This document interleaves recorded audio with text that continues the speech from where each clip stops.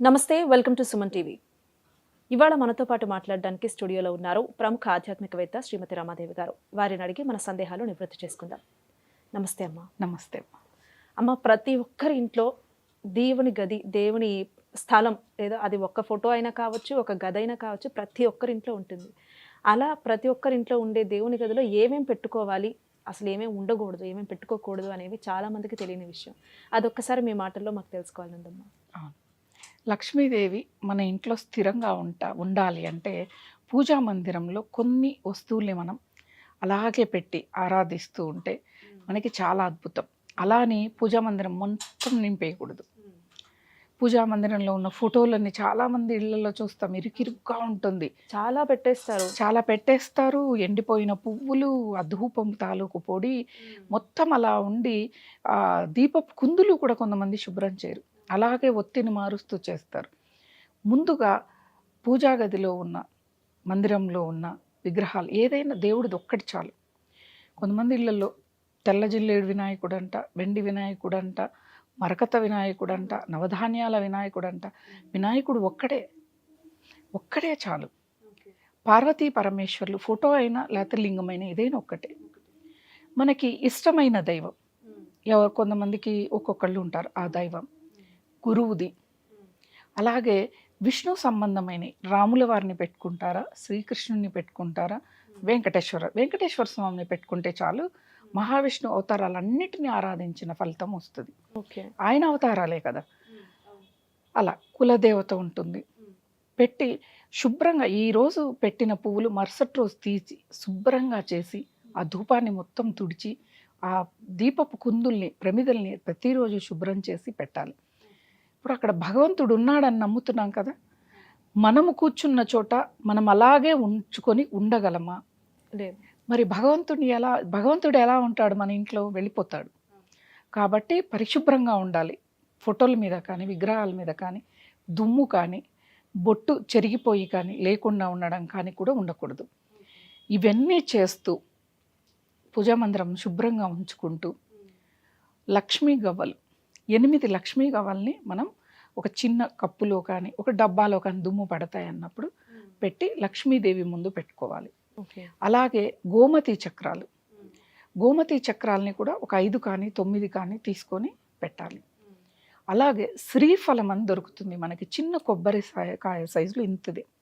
ఇవన్నీ కూడా పూజా మందిరంలోకి వెళ్ళి అడిగితే అందరూ ఇస్తారు. ఆ శ్రీఫలాన్ని ఒక కుంకుమ బొట్టు పెట్టి పెట్టటం. అలాగే వీటన్నిటికంటే కూడా ముఖ్యమైనది కవ్వం, మజ్జిగ కవ్వం అంటే ఏంటిది? మజ్జిగ కవ్వం ఇంట్లో ఉంది అంటే మజ్జిగ ఉన్నట్లు, మజ్జిగ కవ్వం ఇంట్లో ఉంది అంటే పాలు ఉన్నట్టు, మజ్జిగ కవ్వం ఇంట్లో ఉంది అంటే ఆ ఇంట్లో పాడి సంపద ఉన్నట్లు. పాడి సంపద అంటే ఇప్పుడు లేదు, మనం కొనుక్కొచ్చుకునే స్థితిలో ఉన్నామని అర్థం. ఇవన్నీ ఉన్నాయంటే లక్ష్మి ఇంట్లో ఉన్నట్లే. ఓకే. కవ్వముతోనే మనం మజ్జిగ చిలుకుతాం, అవునా, వెన్నం తీస్తాం. క్షీరసాగర మదనంని కూడా మేరు పర్వతం అని కవ్వముతో చిలికాం. దాని నుంచే లక్ష్మి ఉద్భవించింది. కాబట్టి లక్ష్మీదేవికి కవ్వం అంటే చాలా ఇష్టం. ఓకే. అందుకు అంటే మా ఇంట్లో మేము వెండి కవ్వం పెట్టుకుంటామండి. ఒక ఇంట్లో నేను చూసా, చిన్నది వెండి కవ్వం పెట్టారు, ఒకళ్ళు ఇత్తడిది పెట్టారు. కాదు, చెక్కతో చేసింది, చెట్టు నుంచి వచ్చిన చెక్కతో చేసిన కవ్వంని మరీ భారీగా కాకుండా మనకి ఇప్పుడు ఎంత పరిమాణం కావాలో అంత దొరుకుతున్నాయి. తిరుపతి, తిరుచానూరు ఆలయాల దగ్గర అయితే చిన్నవి దొరుకుతాయి మనకి. కొంతమంది నోముతారు, కవ్వాల నోము అని. ఇన్ని కవ్వంలు పెట్టి నోమును వచ్చి అందరికీ ముత్తైదువులకి కవ్వాలు ఇస్తారనమాట, వాళ్ళ ఇంట్లో లక్ష్మి స్థిరంగా ఉండడం కోసం. దానికి గంధము కుంకుమని పెట్టి పూజా మందిరంలో లక్ష్మీదేవి యొక్క చిత్రపటాన్ని పక్కన పెట్టాము అంటే లక్ష్మీదేవి మన ఇంట్లోంచి కదిలి వెళ్ళదు. ఎందుకు? ఆవిడకి ప్రీతికరమైన కవ్వం ఉంది కదా. అంటే చాలామంది ఏం చేస్తారంటే వెండిది ఇంకా విలువైంది కదా అంటారు. ఏ దానికైనా దేంతో ఏది తయారు చేస్తే ఏది మనం పెట్టుకుంటే మంచిదో అదే పెట్టాలి. కవ్వం అంటే మనకు పూర్వకాలం నుంచి చెక్కవతోనే వచ్చాయి. ఇప్పుడు మనకి జ్ఞానం పెరిగి డబ్బులు కూడా ఎక్కువయ్యాయి కాబట్టి వెండివి చేయించుకుంటాం. కొంతమంది దానాల కింద ఇస్తూ ఉంటారు, వెండి దానం, కవ్వం కూడా దానం కింద ఇచ్చిన ఫలితం వస్తుందని కవ్వాలనే దానంగా ఇస్తారు. చూడటానికి అందంగా బాగుంది అది పెడితేనేమో, కాకపోతే చెక్కదే శ్రేష్టం. ఇంకా ఆ వెండిది శుభ్రం చేసుకోవడానికి కూడా కష్టం అవుతుంది మనకి. కాబట్టి చెక్క కవ్వంని ఒకదాన్ని మనం పూజా మందిరంలో వీటితో పాటు పెట్టుకుంటే లక్ష్మీదేవి వెళ్ళిపోదు. లక్ష్మీదేవి మనకంటే ప్రవాహంలా, డబ్బు ప్రవాహంలా, అంటే దాన్ని సంపాదించుకునే జ్ఞానాన్ని మనకి ఇస్తుంది ఆ తల్లి. కాబట్టి అంటే మనం లక్ష్మీకరమైన పనులు కూడా చేయాలి. ఇంటిని ఎప్పుడు శుభ్రంగా ఉంచుకోవటం, పూజా మందిరాన్ని శుభ్రంగా ఉంచుకోవటం, ప్రతి మహిళ ఉదయాన్నే స్నానం చేయటం, సాయం సంధ్యాకాలంలో ఆవిడ దీపారాధన చేయటం, తులసి బృందావనం దగ్గర దీపారాధన చేయటం, ఆ లక్ష్మీ అష్టోత్తరాలు చదవటం. లక్ష్మీదేవికి ఇష్టమైన రోజు శుక్రవారం కాబట్టి ఆ రోజున పాలతో పాయసాన్నాన్ని పెట్టటం, లక్ష్మీ అష్టోత్తరంతో పాటు లలితా సహస్రనామాలు కానీ, అష్టలక్ష్ముల స్తోత్రాలు కానీ, ఇంకా అష్టలక్ష్మి స్తోత్రం పారాయణం చేస్తే ఇంకా అమోఘం. అష్టలక్ష్ములు తిష్ట వేసుకుంటారు. మనకి దేంట్లో లోటు అనేది ఉండదు, ఫెయిల్యూర్స్ అనేవి ఉండవు, మొత్తం సక్సెసే. ఈ విధంగా చేయాలి. పూజా మందిరంలో మనం పండగ రోజు కానీ ఏ రోజైనా శుభ్రం చేసేటప్పుడు అన్నిటితో పాటు ఈ కవ్వంని కూడా శుభ్రం చేయాలి. ఓకే, చేస్తే ఆ కవ్వం కూడా మనకి అందంగానే కనిపిస్తుంది. చాలామంది అంటారు పూజా మందిరంలో కవ్వం ఏంటిది అని. ఒకసారి పెట్టి చూస్తే, అంటే పూర్వకాలం పశు సంపద అనేవాళ్ళు.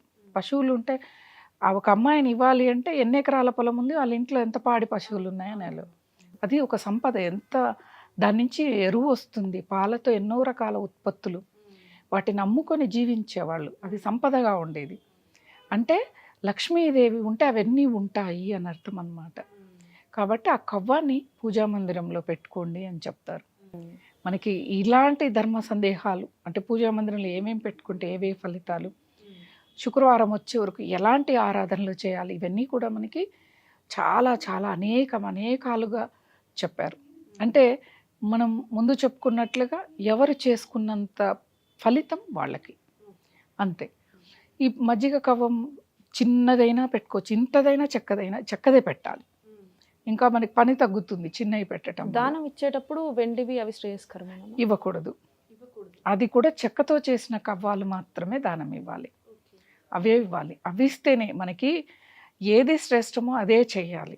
ఆరోగ్యానికి ఏది మంచిదో, ఏది తింటామో అలా మన ఆచార విధానాలు కూడా మనం ఏం చేస్తే ఏం మంచిదో అనేది కూడా మనం ఆచరించి చేసుకోవాలన్నమాట. ఓకే అమ్మా, చాలా చక్కగా వివరించారమ్మా, ధన్యవాదాలు.